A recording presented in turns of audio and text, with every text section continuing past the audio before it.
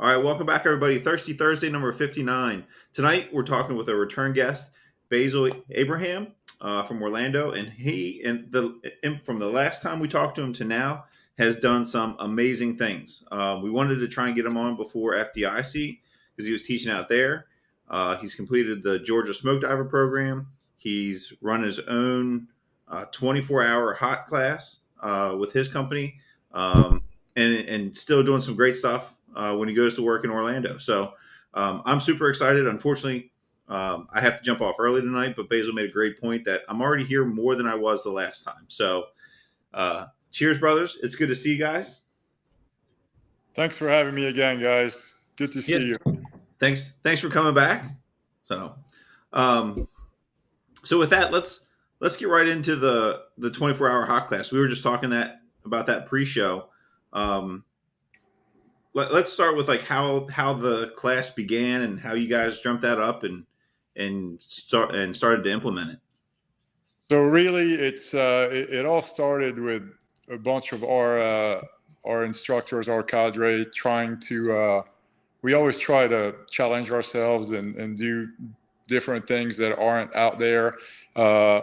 So we just said let's just put on a 24-hour class and see how it goes. Really, that's just how it started. We're sitting at a firehouse. Me and one of my guys, the Mikey Covell, and some of the other guys on the cadre just started talking. And next thing you know, we're creating curriculums and timelines, and it materialized. Now, I want to say that we're not the only, people that put on a 24-hour class. I know Rick, George, and those guys put on a really cool 24-hour class. They've done it for a while. They focus a lot on the breathing techniques and all of that, and they do a great job. Ours is a little bit different spin on it. Ours is more, I would say, and I haven't taken his class. It's just from talking to him and his guys and seeing people go through it. But ours is a little bit more fast-paced, trying to simulate really like a 24-hour shift from super busy 24-hour shift essentially. And so we just talked about it. And the hardest part, honestly, was to find a host site, a department or a training academy that'd be willing to host it because of all the quote unquote safety, potential safety issues that could, come from it. But we found a really good training center, Leesburg Fire Department down here in Central Florida. The dirt chief is very proactive in training, and they let us run it. And honestly, it was phenomenal. The feedback was great.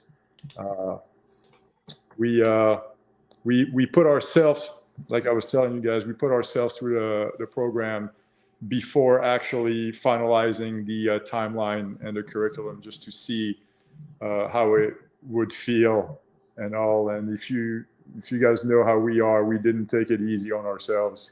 But it was good experience on our end, good feedback from the students. We're going to tweak some things for the next one, as we should. This was a pilot class. A lot of lessons learned on our end, instructor-wise, and we're going to make it better. We're going to run it twice a year, potentially 3 times a year. But right now, we're going to run it twice a year.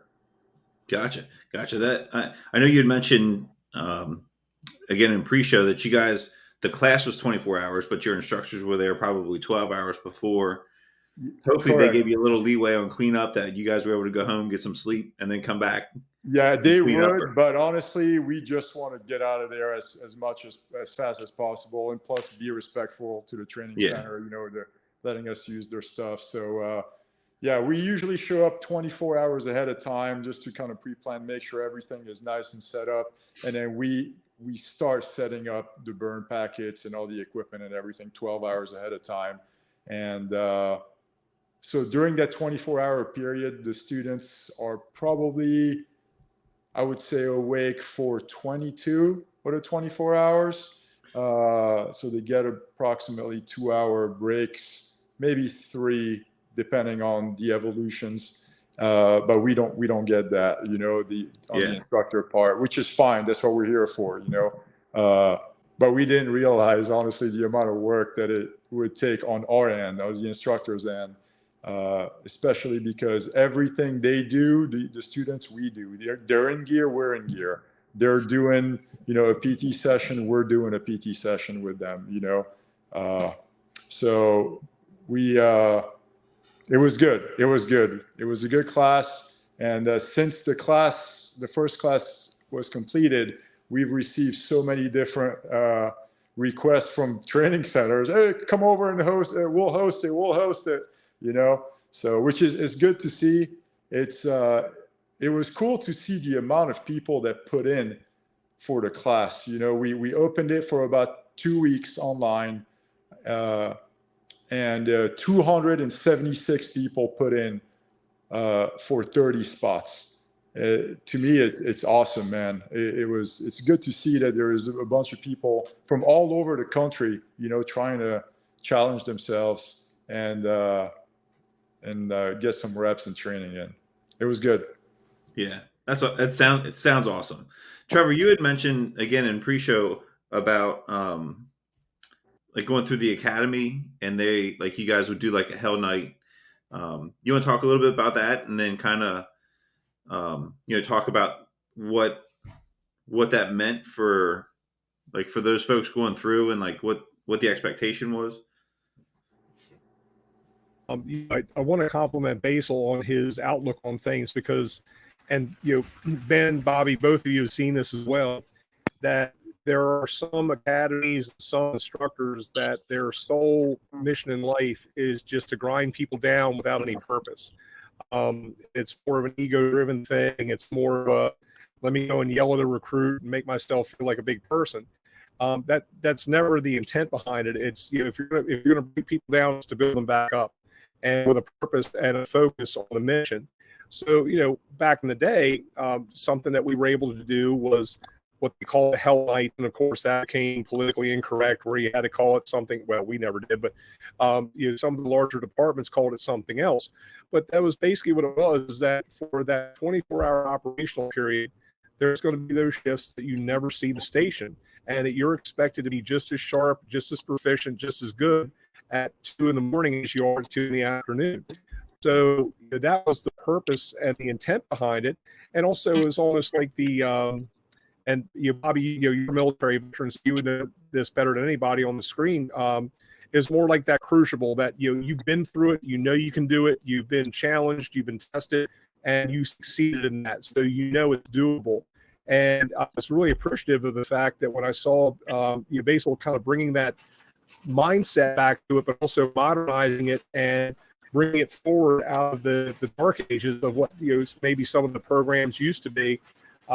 So all in all, I think it's a very valuable platform because it's realistic, and the more realistic training that we can give people, the better. And again, it's not to sit there and prove that, you know, and again, like you said, you guys were there for probably at least 12 to 16, 18, maybe 24 hours beforehand.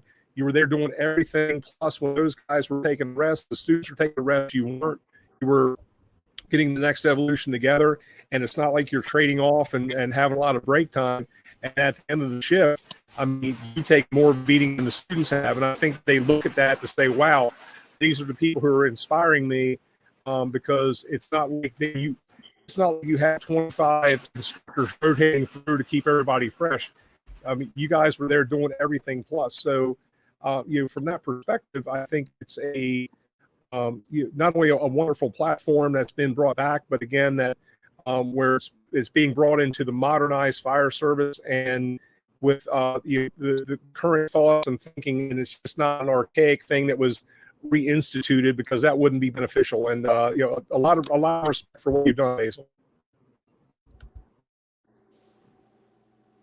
Yeah, I appreciate all the nice comments there. The class is definitely not there to prove anything egotistical or whatnot. It's not. We're not there to fail people. We want everybody to succeed.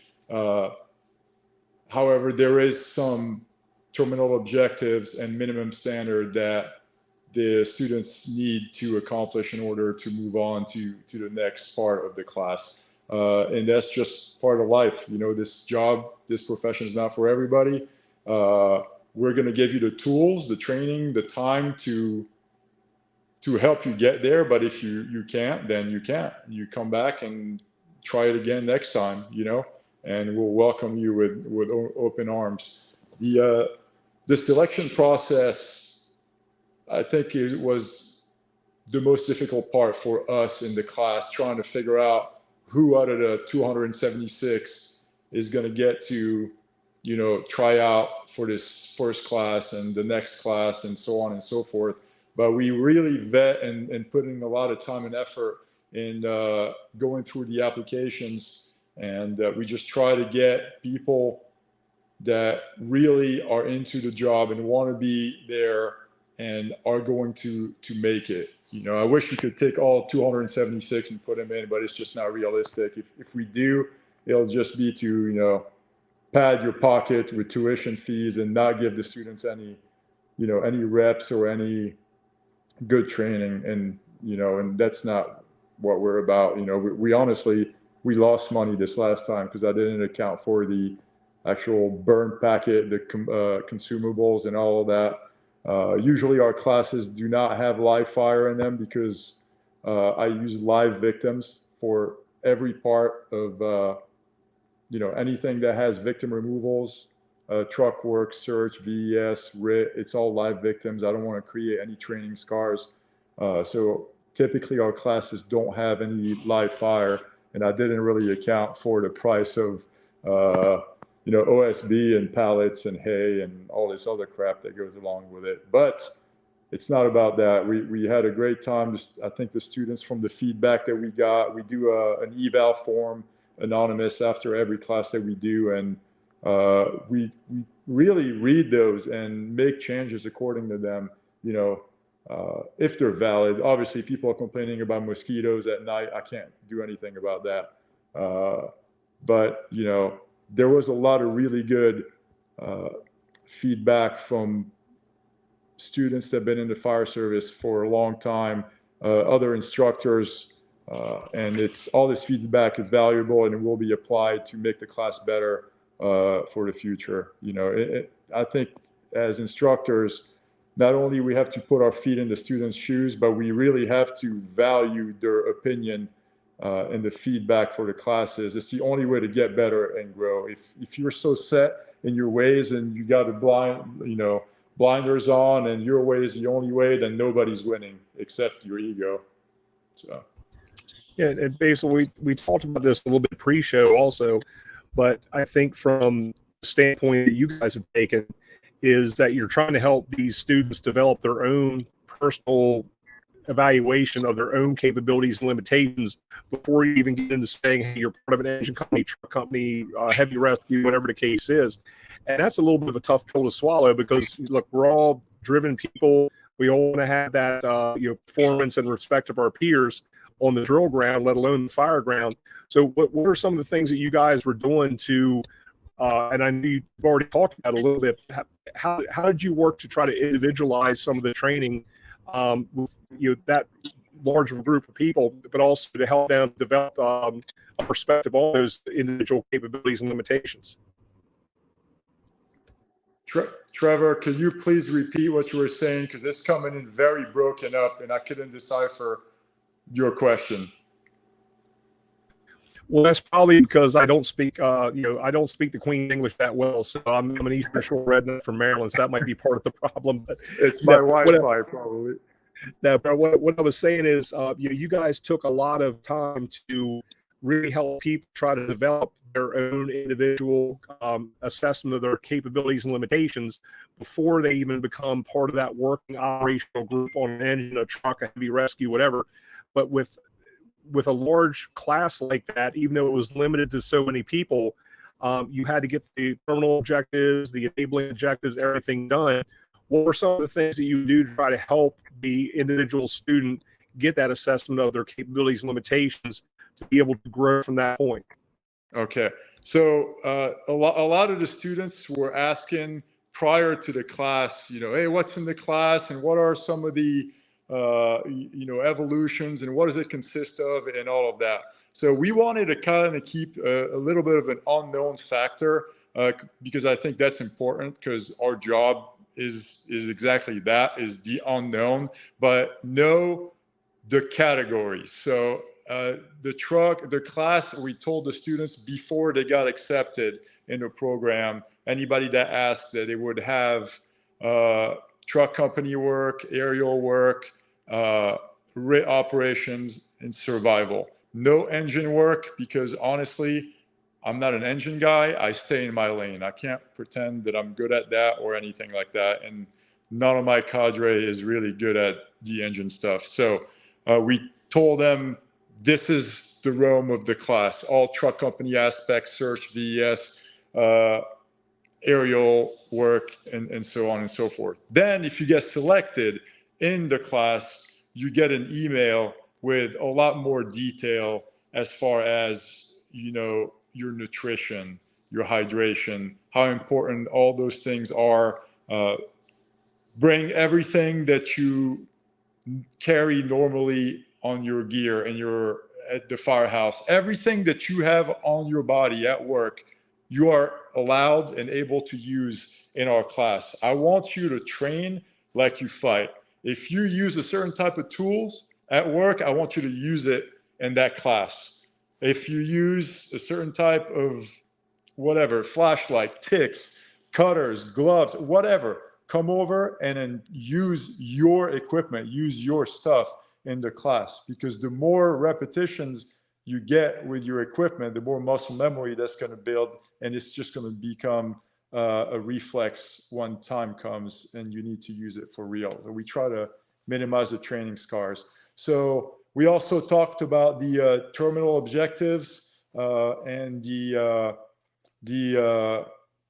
ways that you would be pulled out of the program, for safety issues, safety measures. We've had one guy we had to medically pull out because he wasn't going to quit.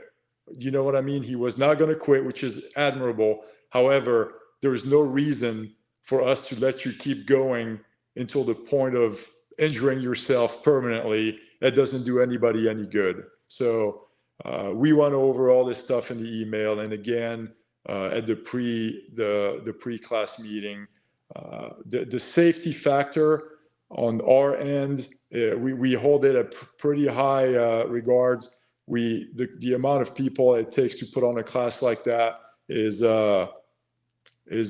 enormous, and we always have eyes on you, contingency plans, backup plans, and so on and so forth.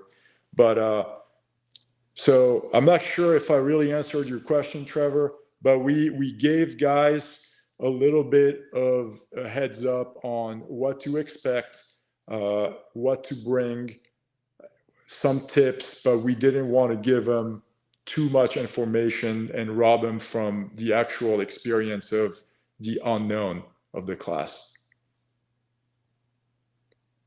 Information, because these aren't people that you work with on a regular basis. You don't know their strengths or weaknesses, what makes them tick, and what puts them off. So just being able to assess that on the short term and say, hey, we want you to get the maximum benefit and push yourself to establish your limits, but not to the point that you're going to be, it's going to be a negative experience, or it's going to create an injury or an issue. So I think that in their mind too, they start to be able to manage themselves better. And although we appreciate the fact that someone's going to make that push and do everything they can, that might be the person who is next up on the lieutenant's list. Now they have 5 people underneath them that they have to make that assessment for. So I think that you were able to give them some very, very valuable insight, not only to themselves, but to say, hey, down the road, you got to look out for your people like we're looking out for you right now. And it might not be a comfortable conversation sometimes, but it is what it is, and let's do the best we can for the greatest good. So I think that's a wonderful platform that you guys have established. No, it really is. It really teaches you and your crew and others what to look for in yourself and your crew members and anybody operating on the fireground as far as limitation goes. The signs and symptoms with your increased heart rate and increased breathing and so on and so forth. Different conditions, black, yellow, red. Well, I mean, we can go in detail with all of that, but it does, man. And that was actually some of the stuff that was when I asked the students, what did they like the most about the class on the eval form, every single one of them said, they found their limit. I found my limit. I know where my limit is, and those type of things. And that's what I'd like to see. You want to find your limit in a training environment, not on the real fireground. And most of the time when we select the candidates and when we put them together in companies to operate in the class, we put them together geographically and if they come in with the same department, you're working with guys from your department. And if you don't have enough guys in your department, then I'll marry you up with your neighboring department, people that you potentially could run into a real call with, or have similar SOPs, or use similar equipment, because it doesn't do any good to just like mix and match everybody and just, here you go, boom, go out there. You're not going to get good results. Might as well train with your guys and girls and get the most out of it. And that was another thing that was said to be really good was, hey, you let us train with our crew, with our equipment, and we were able to try different things, see what worked, what didn't work, which really is the goal of the program. Now, some of the negative feedback that came back from the class, which honestly, that's what I focus on, the negative feedback, because that's how you make the class better, was, I wish there was more instructions, more skill stations on this, or some other ones were, I wish it was more technical and more difficult. It needed to be more technical in some of the stuff.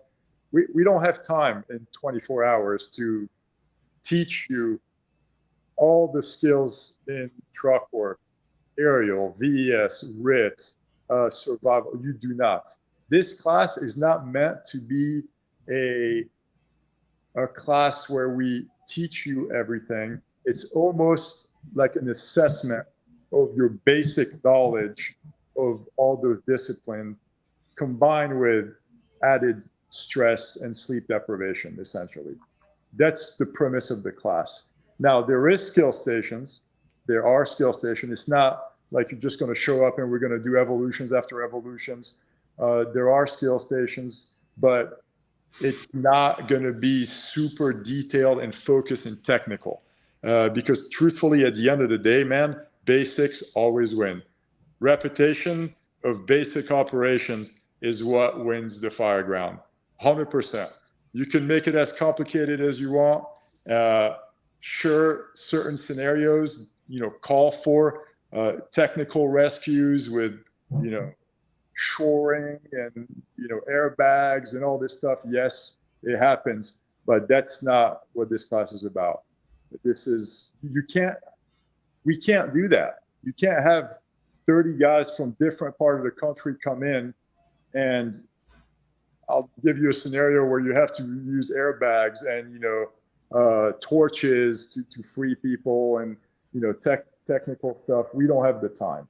So that was difficult. And I think I'll do a better job at explaining it ahead of time, maybe at the pre-class meeting with the students. Hey guys, this is not going to be a extremely technical class, and we're not going to be teaching you things that you don't know. You should already know everything that we're going to go over. Maybe we are going to refresh some memory or show you a couple different ways of doing it.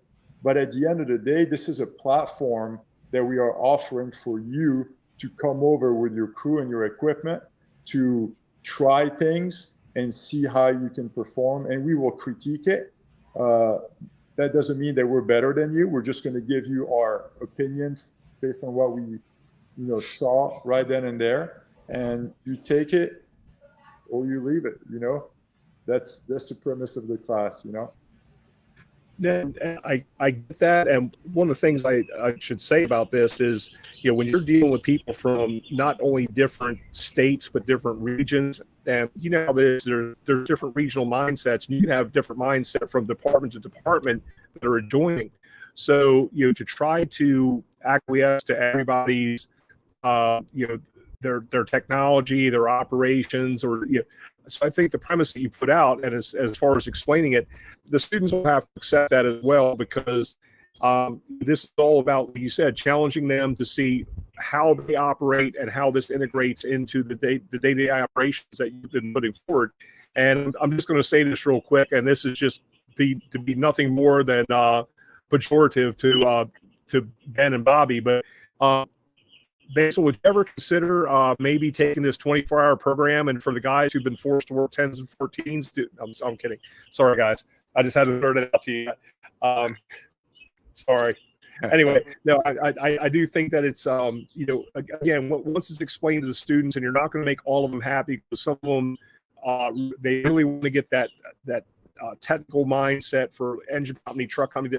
It varies so much that I think that you've kind of elevated this to a plane that they have to accept that this is an opportunity for them to assess themselves with some input from you all, to take back to their own operations versus trying to improve their basic operations, because they should already be at that level, like you said.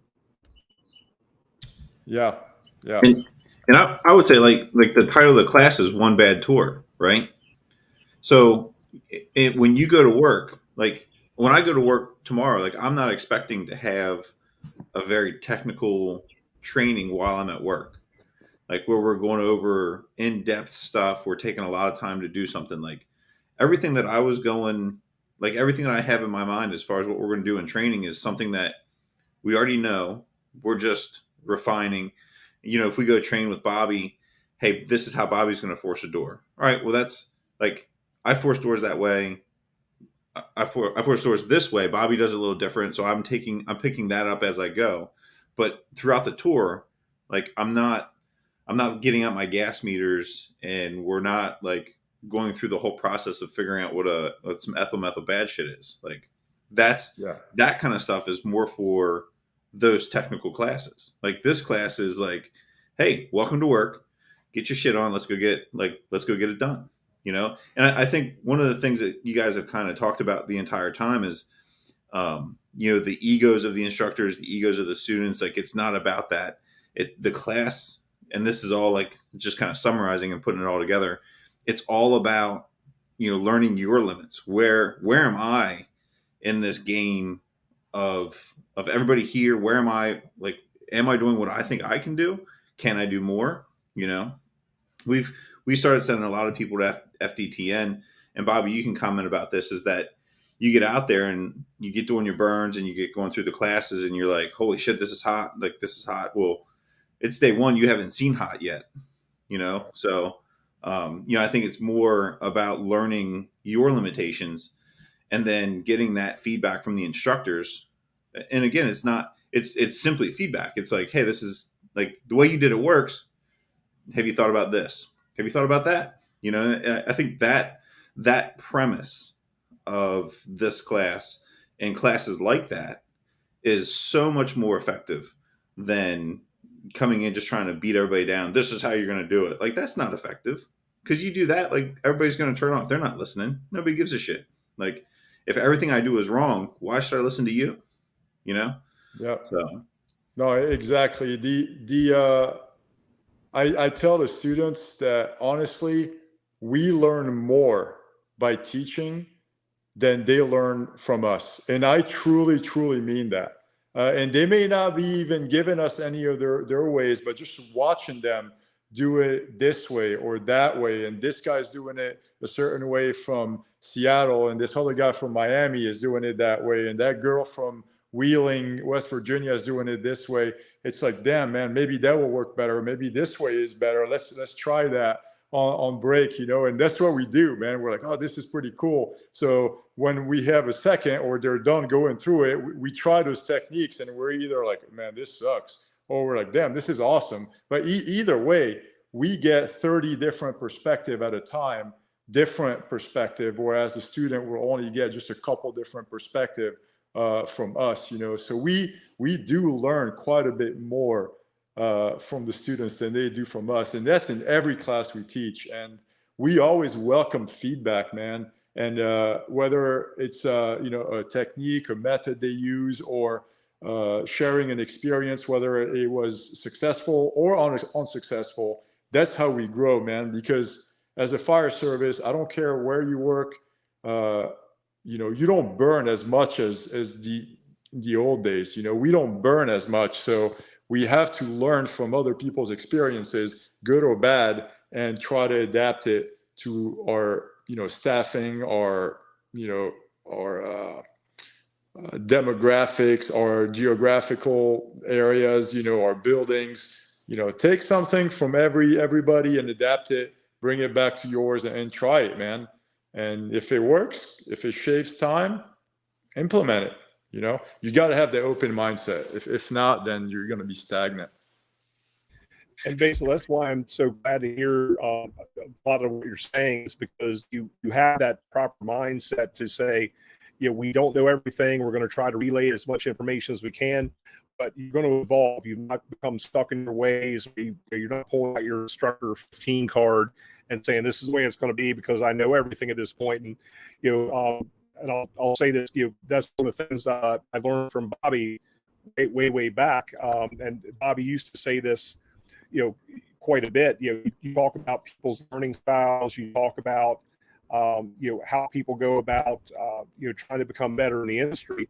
And when we were in Wichita, I think you remember that time we were doing the SCBA boot camp, and we didn't realize that they had just upgraded to 45-minute cylinders. Our whole program was based on 30-minute cylinders, and we were pushing these guys, well beyond their capabilities. But Bobby, you've always been very much an advocate of assessing people's capabilities and limitations, and trying to build them up and training within their capabilities to try to give them a platform. So with that being said, I'm very encouraged just to see this translation of some of the old school stuff to modernize things to the future. There's a lot of hope there, in my opinion. Yeah, Trevor, it's being home off work a couple shifts, not by my choice, by my doctor's choice, has got me time to think, and it's kind of really cool. Some of the things I thought about was, as those of us that go out and teach a lot and teach across the country, as you get older, you start to kind of try to put things in a little bit better perspective. So when I look at like Bassel's class, you first look at the individual. So most of the people that we'll see at your FDTNs or your FDICs or any of these other, I guess you call them rogue classes for the fire service sake, are individually looking to be a better firefighter, and those are those guys that are working out on a regular basis just so they can pull the 250-pound person 50 feet out are doing that for individual improvement, or we could call it excellence. And so when you go to a class, one thing I've never seen happen, or it doesn't happen very often, is where the next thing that comes after personal excellence is crew excellence. So whatever crew you're working on, well, we never take a whole engine crew and send them to FDTN together. So what you end up having when you have a class like Bassel's is you have these people that come in from a department and often don't work together. So really, even if you have them come from the same department, they're different units, do different things, and so on and so forth. So I think, that crew excellence, and then finally you have that department excellence. How does the truck work with the engine? How does the engine work with the truck? Does the truck not be so specifically independent that they don't realize they got 4 floors of hose to hump, and give them a hand humping the hose to protect them, or what, as it kind of goes through that. So, I see, I know exactly what Bassel's talking about. We ran into it in Wichita last year, if you remember, Trevor, where we put them in extreme heat environments, not realizing that some of them have never been in that type of training in those Connex boxes. and one of the evolutions didn't go very well because we added that extra stressor, just like you added sleep deprivation or anything else like that. But you know, we need to figure out a way to get out to not only be individually better at our craft, but to get our crews better as a crew at our craft, and then get our departments better as a department at the craft, because everything relies on everything working well together. And it's funny, Basil, I always talk about the football reference. You say we don't do the engine stuff because I'm not an engine guy. That's the fire service needs to do more of that. The offensive line is not going to teach the defensive line and a football team how to do their job, and vice versa. The center's not going to be throwing passes to see how well he does that. And unfortunately, the fire service has this one-size-fits-all approach a lot of times. So everyone has to know everything. And I don't think there is advanced. I think there's basics. I think it's all basics. I think everything, how you drag a person out of a building is a very basic skill. But you know what? It's a skill that many would fail if faced with it. So it's not basic in those 10, because what physical fitness you're in, how heavy the patient is, where the victim is, how you have to get them out, how the person on the outside handles the ladder, how you handle the transfer. They're all individually simple things, but put together, they're like an orchestra. There's a whole lot of things going on. So I think what Bassel's classes is an experience, is to test your individual skills with a group of people, to go through it, to be tired, to be like you're on a shift, and kind of go like that. So it's kind of cool. I get to sit at home and think about all this goofy stuff. But these classes are fantastic to get people out and stuff. Even Delaware, many years ago, they got rid of it. I don't know why, but many years ago, we had you might remember it, Trevor. Did you ever go to Fire 3 up in Delaware? You ever do that? But anyways, it was you sat inside of the fire academy building, and they dispatch you on calls. And they had everything, because we're smaller volunteer fire departments in the state of Delaware. So they would send you out to an accident, and you come back, and then they send you out to a house fire, and then you come back, and then they send you out to a high-rise fire, and then a basement fire, whatever. And that was kind of that's a cool way to look at it, because all those skills are basic, but there's a lot of them in the toolbox. And I appreciate you guys doing these specialty classes. Yes, FDTN was fantastic for experiences and heat, but the same exact thing. They're not going to sit there and teach you how to get through a wall. They're not going to teach you how to harness or package somebody when they're below grade rescues. They're putting you in those conditions, and the hope is that you're at home practicing these things, because you know what? I'm sure that a lot of the passion that goes on in the Orlando Fire Department has to do with a tragedy that happened many years ago, where they lost a couple guys in the training evolution. And I'm sure that's part of that passion. Why can't we share that same passion without losing guys and girls? And that's all part of this whole thing, is that, there's a lot of passion, I think, in the Orlando area, because there's something really bad happened, and it was super simple stuff that didn't go right. And people didn't make it out of there. And that's, so the experiences are different. So you learn your individual skills, you go to classes like that and FDTN, then you learn the environment that you're going to work in, no visibility, working with your hot oven mitts, heat, those types of things. And then you learn, hopefully the final thing you learn how to work as a crew, to kind of do things, So Bassel's better at packaging a person below grade, so he's going to jump down in the hole. I'm a little bit stronger and pull him out of the hole. That's that crew part of that thing that doesn't necessarily happen, because we don't keep our crews together. We send them to training. So there's lots of steps to take, I think, for us to be a better fire service. But these experiences are a new thing in the fire service. FTTN is relatively new. I think, Trevor, you and I went out there when it was brand new. Remember that? When he just started off, and so they're new experiences, but that's all part of it. And then hopefully we can get a whole crews to go to your class, Basil. Get a whole truck crew to go to your class, where the driver, those guys work together every day, and things like that. And then you can imagine how much quicker they pick up the stuff if you had it that way, versus having new people. So tell us a little bit about how do you work the crews in your class? How do you determine who works with who, and how do you do that with your class?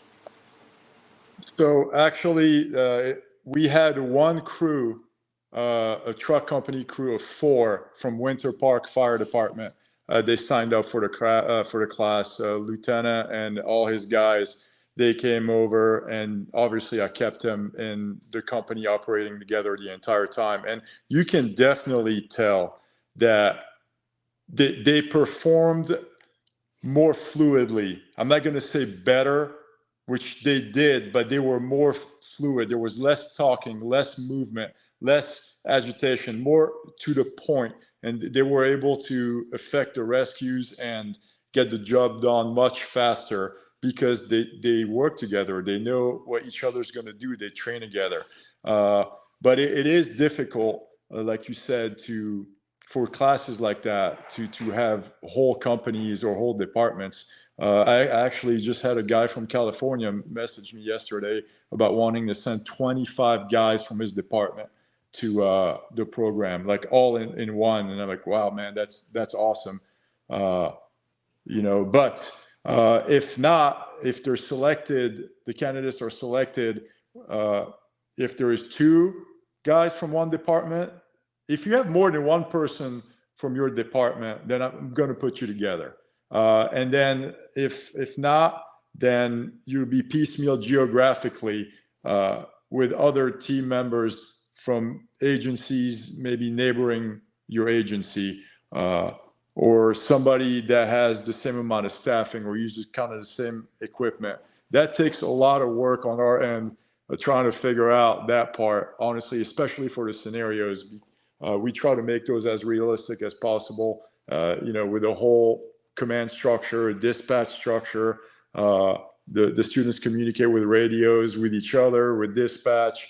So it takes a lot of work on our end for that. So sometimes it works. We're able to marry up teams, team members that work together or neighboring departments. Sometimes you just got 4 guys from the entire 4 corners of the country, and they just have to pre-plan it right before the evolution, and they get it done, but you can definitely tell which crews have been working together or worked together prior to the class.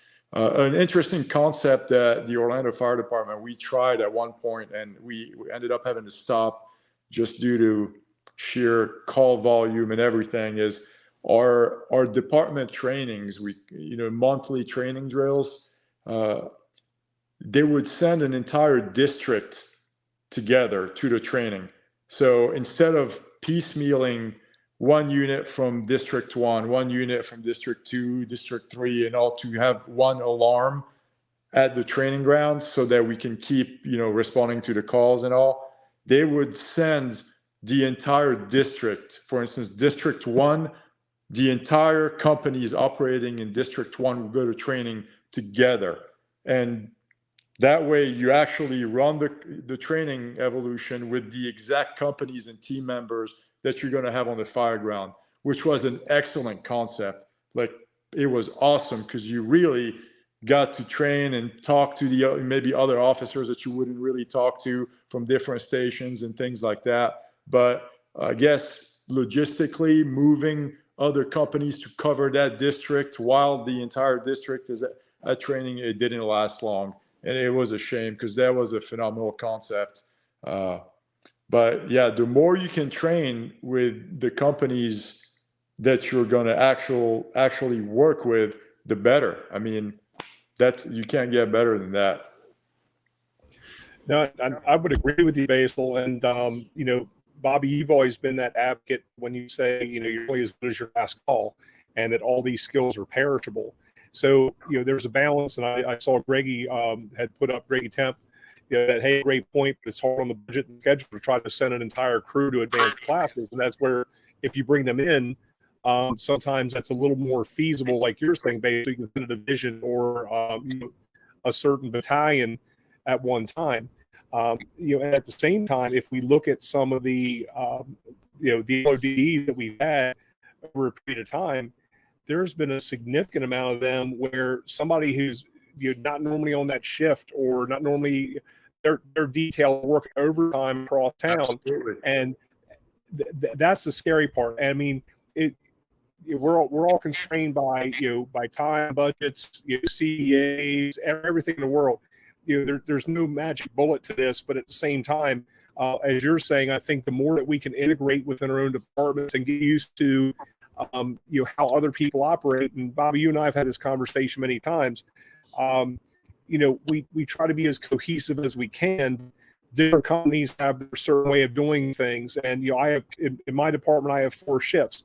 I don't want 4 separate fire departments. I want some cohesiveness, but also have to be realistic to say, you know what, there's going to be a management style difference, a deployment style and aggressiveness that's going to be different between A, B, C, and D shift, or on this engine or this piece of apparatus. That's kind of where we live. So, we've got to find that balance. And I think that what you're doing is really trying to have people do that self-assessment so they can be a better part of that team process and then grow from there. So, as a grassroots effort, I think that what's being done with this 24-hour class is going to make better, more competent firefighters no matter what they're assigned to. And then they have the foresight to say, hey, I'm going to understand my own deficits in training. I see where I need to improve. And then once they start stepping up to that company level officer or line officer or chief officer, they might have a different perspective on training, and hold that a little closer to the vest, and hold that a little more dear as far as what they prioritize. Yeah, I agree. I really think that if you look at the success of a department operationally, the foundation is training. The foundation of the success is based on the type of training that you give your agency, and we are lacking in quality training in the fire service right now. And I'm not saying that we're doing quality training, but I'm saying nationally speaking, we're a fire service that loves the pencil whip, check the box training.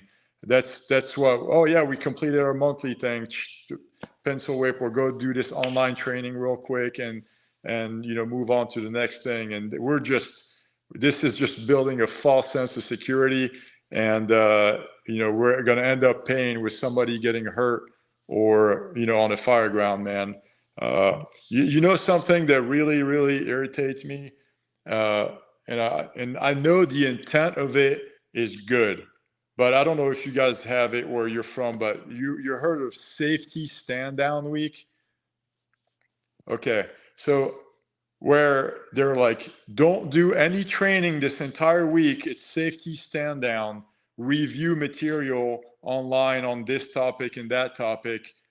And you're not allowed to go do physical training, like practice. I never can understand that concept. To me, it's completely backwards.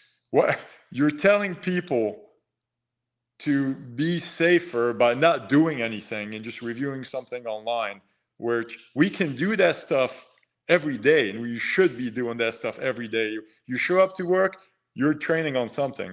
With my guys on my crew, we burn a bottle every single day in gear, doing something, whether it's literally just climbing stairs or doing a functional drill, doing something. And on top of, we always review, videos and NIOSH and, watch YouTube stuff. We're always doing something. So what is this safety stand down week thing? I never understood it. And maybe there's something that I don't understand about it that somebody can enlighten me, but I think that's completely backwards. Well, may I ask you a quick question, a rhetorical question? Please, sir. And I'll preface by saying, I certainly like, any kind of learning is good. It's better than no learning. I'm more of a hands-on guy, and yes, we have blended learning, we have virtual, we have all this kind of stuff. How many fires have you fought online? How many fires have I fought? What? Online? How many responses have you gone on virtually? How many fires have you actually fought online? Online. Yeah. No, so, I haven't. That's kind of my rhetorical question is, it's nice to review policies, procedures, they might line up, they might not. And I'll put my chief hat on for a minute. It's really, really cool when you can check the boxes and say, hey, for our next ISO review, we've done all this and we had so much facility training, this, that, and the other. But if your guys can't hold a hand line, your guys and gals can't get that first line service in a reasonable manner, if they can't vent a window, if they can't do a VES, if they can't start an IV, I don't care what their main mission and function is. If they can't perform the basic skills to a credible level, then, you know, all that other crap is superfluous. It's just, you know, it looks good on a budget sheet and a commission report at the end of the month. That's about as far as it goes. I think you're absolutely on it, Basil. I don't think you're wrong. I think they are. You know, you have to remember where it comes from. We're a country where we say we believe in 2 in, 2 out. We staff with 3, which is a mathematical impossibility. You know what I mean? You know, we do these things. You know, and we never want to talk about specifics because we always got to honor those that passed before us. But all those guys that teach out here, we see a guy go through the floor and we read the reports and we know right away that one thing that department never trained on was if someone fell through the floor. I mean, you could tell right away. And the thing is, why do we have to do that training after the guy falls through the floor or the girl falls through the floor and passes away? You know, those are the things where when you're doing your basics, you're getting that kind of stuff out of the way. If they want to attack safety, and I'm all about safety, the United States of America has 450,000 working fires a year. We kill about 10 guys and girls in these fires. 50% of our line of duty deaths are from health-related problems, and Europe is less than 10, and they have physical fitness standards. So if all the chiefs and all the departments out here really want to have a safety stand down, make your guys and girls go to the gym. Otherwise, you're giving up half of your line of duty deaths, and you're messing with these 10 of people trying to actually help the community get inside these places and kind of do their thing. If they would just enforce people wearing seatbelts, not rolling tankers over, we'd save 10 more lives a year, or 10 to 20, you know. So there's plenty of places where they can actually make a heavy dent in the safety of our fire service. But interior firefighting is not a large number anyway. Out of 450,000 fires, we kill 2,000 to 3,000 civilians, and we kill about 10 firefighters. You know, so those numbers would tell me that we're not aggressive enough interior to begin with. If you're losing 3,000 civilians, and we're only losing 10 firefighters, how would that work out militarily? You know, we're not taking. You know, we're not. And I'm not saying risk people out, but what I'm saying is, the ticket to get inside this fun ride inside those interior fires is the training that Bassel's doing. It's that individual training. It's trying to eat right. It's trying to work out and get more in shape. That's a ticket to get inside that building and have those particular skills, so you don't end up where something happens and you don't know what to do. And I think the biggest misnomer is we come from a society that watches a lot of movies and sees a lot of things on TV and stuff. And unfortunately, those of us that teach know the exact opposite of what you think's happening. You're not going to step up when pressure hits you. You're going to step back to your training.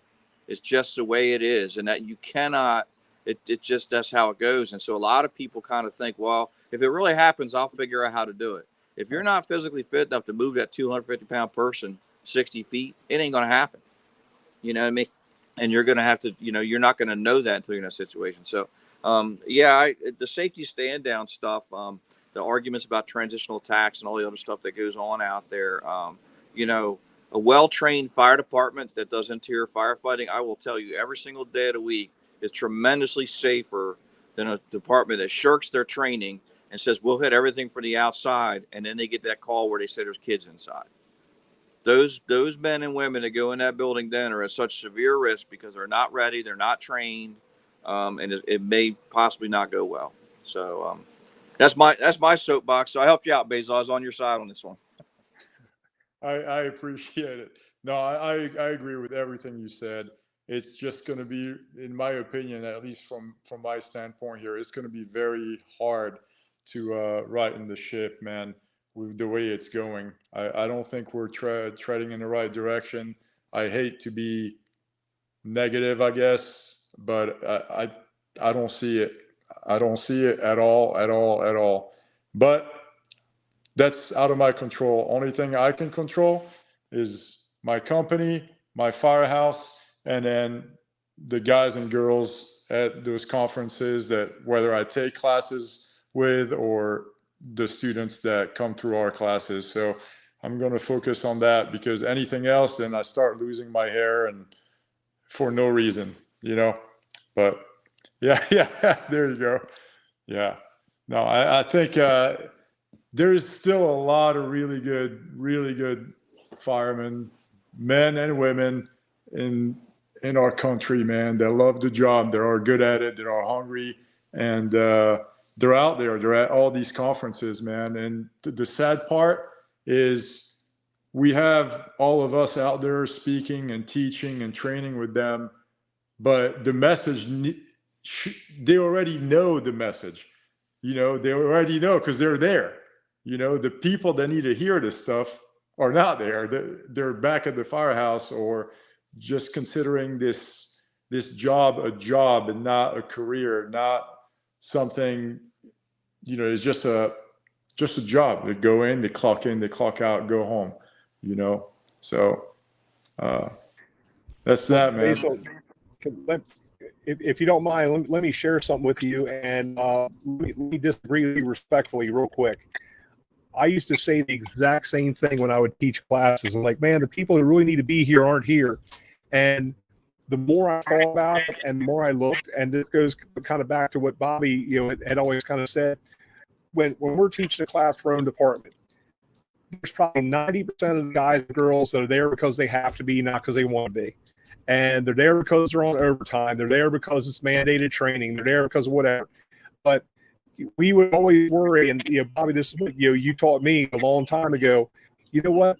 Let's not worry about that 90% that don't want to be there. Let's worry about 10% that do want to be there. And I had an epiphany one day.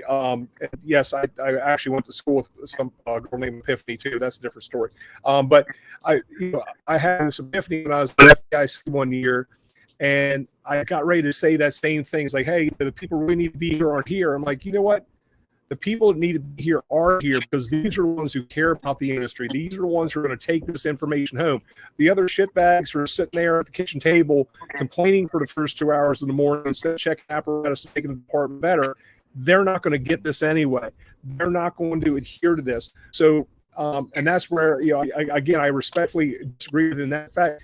The people who show up to your class are the ones that need to be there, because the other ones, they're just not going to get it. You could bring them there. You could crack a golden egg for them. You cook them breakfast. You can do all the other stuff, and they're not going to care at the end of the day. So, the people who are showing up to these classes are the ones, that 10% that Bob kind of had me refocus on, is to say, you know what? Let's give our heart and soul to that 10%. And the other 90%, if they want to jump on the bandwagon, great. But let's take care of that 10%, because they're the ones who are going to be pulling me out of the building. They're going to be pulling you out of the building. They're the ones who, and again, Bobby, to quote you, they're the ones who are going to be going down that hallway to take care of that 4-year-old kid in the Spider-Man pajamas. They're going to make that push to make sure that kid gets out of that building. So, I agree with what you say, but I've had to refocus my mindset on that as well, is to say, the people who are actually putting in the sweat equity on this, they're the ones we need to be serving. They're the ones who are going to take this into the future. That's that firefighter who's going to be inspiring the next generation, that other 10% of the next generation. So, Bobby, you're a numbers guy. I suck at math, but I do appreciate you giving me a much different perspective on things. Yeah. No, I actually, it's a very good way of looking at it, and I think we're saying the same thing, just in a different way. So you're not disagreeing with what I'm saying. We're saying the exact same thing, just a little differently. We're not giving 100% to the people that are there. We're, to the contrary, we're giving 120% to them. Just wishfully, I wish that the other shitbags, quote unquote, were here to get some of that stuff that those 10%ers are getting and experiencing. That's for the same mindset that I stopped caring about anything that's out of my bubble, because I have no control over that. So I give 100% to my guys, my crew, my firehouse, and the people that we teach with and train with. But we're saying the same thing, man. But I like the way you look at it and then you say it. But that's true. That's true. No, and absolutely, we're 110% on the same page. It's just, I'll put it this way, and I'll just kind of leave this as a shout out to Bobby. If you see something one way, I see it as another. Bobby's going to see it that way that neither one of us consider, but brings it all together. And you're 110% correct. We're there to do the greatest amount for the greatest good, but we also realize where our energy is going to have the most impact and where we shouldn't focus some of that energy as much, just because it's not going to have the impact. But we can still, maybe even if we call one or two people, out of that environment into the more positive, forward-thinking fire service, then it's a great day. So absolutely, and definitely appreciate the mindset and what people like yourself and your class and people like Bobby and Ben have been doing for the fire service. And gentlemen, we're about at the 1 hour mark, so we'll go around the horn and kind of do a little wrap up real quick. And Bassel, I definitely want to give you the last word. So Bobby, we'll start with you, and then we'll go up to Bassel and we'll end the show. Awesome. It's great having you on, Bassel. Yes, we are like thinkers, and we're like frustrated thinkers at some of the things that we think about. So I just want to finish on kind of a positive note. Every fire department that we've ever gone and taught at, there's always been an excellent firefighter there. You know what I mean?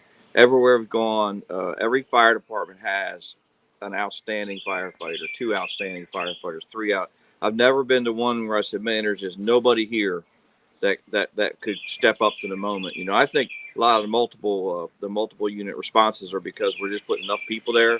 So those people like Bassel will step up and take care of business. You know what I mean? A lot of guys are just hitting the canteen and all that. But that's the one thing. And the second thing is I really got to give a shout out to Ray McCormick and Dennis Laguerre and those guys pushed back really, really, really hard at the UL for that that transitional attack thing.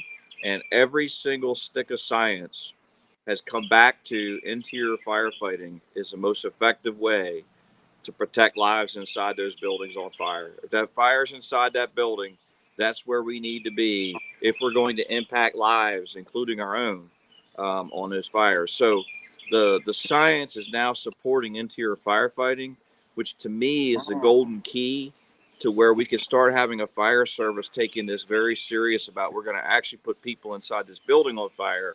Why don't we try to make it more safer and make them better at what they're doing? So I figured I wanted to give kind of some of the things that have been happening recently in the fire service that are a positive movement. And I think just all the talk shows going on, not this one, but you listen to all these talk shows and this word is getting out, little by little by little, piece by piece by piece, and getting out.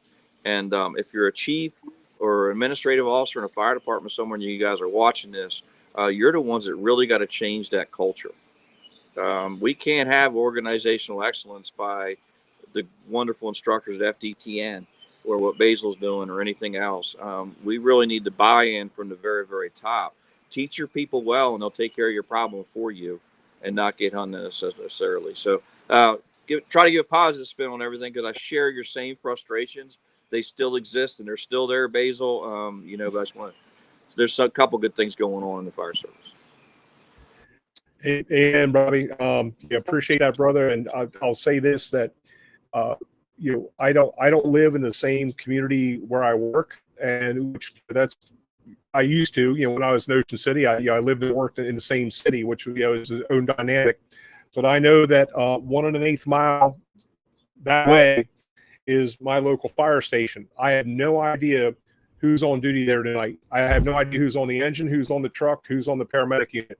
But if there's one Bassel, if there's one Bobby, if there's one Ben, if there's one Ray McCormick, if there's one of those people on that crew, guess what? I'm going to sleep well tonight. And it doesn't have to be a whole crew of you guys. That's what we hope to get. But to me, I just hope that not only you guys, but also other people realize those circles of influence. And like you said, Bassel, it might be your own firehouse, it might be your own company, your own piece of apparatus, your own rig, but that influence is huge. And if you can bring one more person into that fold, because you guys are the ones who are going to make the difference. Again, Bobby, to your point that the 4-year-old kid in the flannel pajamas or Spider-Man pajamas at the end of that hallway, it just takes one of you guys to make that push. We want to make sure that the whole company is making that push, and that's the influence that you guys and are really inspiring in the fire service. So, Basil, to that end, I want to give you the last word, and then we'll go ahead and wrap up and get you out of here, brother. Guys, thank you very much for having me once again. I love talking shop with you guys, man. It's always organic conversation and great information. I just wanted to say that just giving advice to everybody, specifically instructors, challenge yourselves and go be a student. Instructors out there, take 1 or 2 classes a year where you're not even involved at all in the teaching, something you haven't done, even if it's a class that your buddies teach, go be a student. I think it will reignite some fire and also show some deficiencies that you could work on. We do it at least once a year. We go and we take a class where we're complete students. We try to do it in a different part of the country just for something new. And it honestly is absolutely awesome. So keep challenging yourselves, take classes, and train hard and have fun. Have fun. This job is awesome. All right, bros, with that, we'll go ahead and wrap up our Thirsty Thursday number 59 with Basil. Others, stay safe and train as if your life depends on it, because we know it does. So cheers. Take care, everyone. Have a good night.